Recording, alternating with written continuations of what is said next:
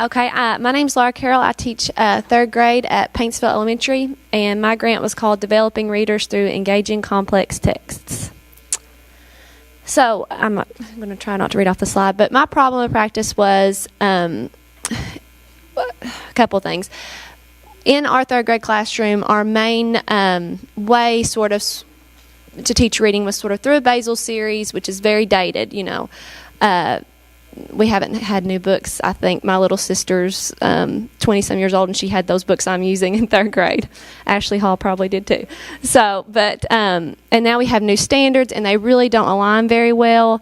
So last year, and Miss Creech can tell you this, we have to buy our own paper to make copies. We get like one box or something, and then it's up to us the rest of the year.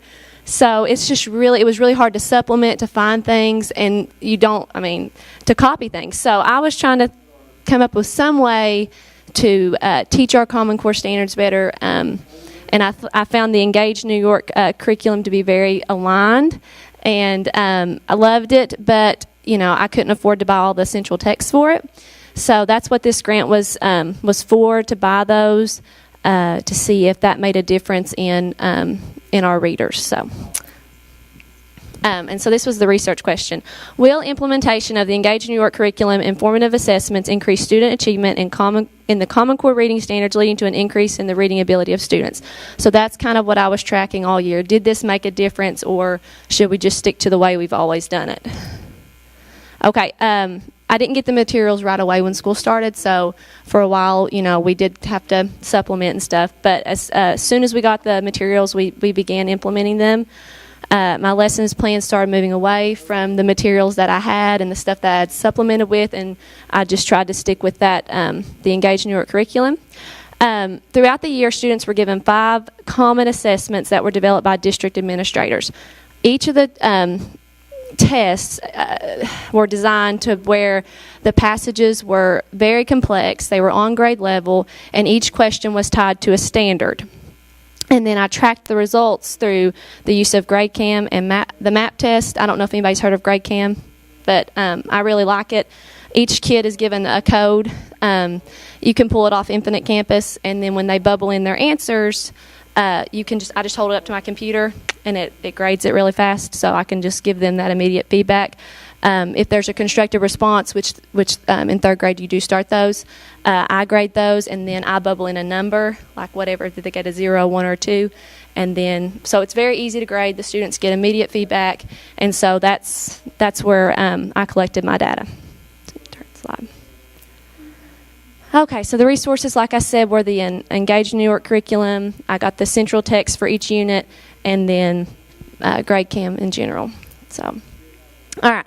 So this graph doesn't really do it justice, but the first unit test we took, we didn't really have our materials yet. So, like, the class average was about 70, with a lot of the standards being not, because GradeCam will track how each kid does on each standard and then give you a mean, and it wasn't very good, which, you know, you'd rather it be that way. That way you can show a lot of growth anyway when you're doing something like this.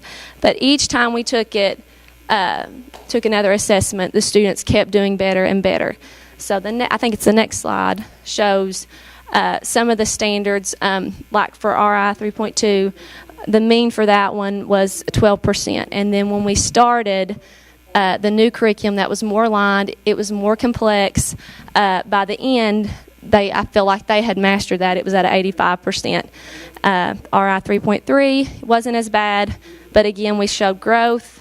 RL 3.1, we started at 69, got to a 91, and so you can kind of see the progress that the students made. And I think another thing is, when we stick with the same old stories year after year, and the same stuff, you know, kids aren't gaining much background knowledge.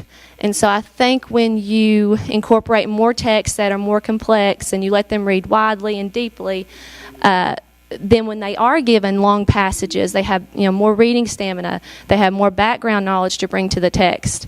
And so I think that had a huge impact on it as well.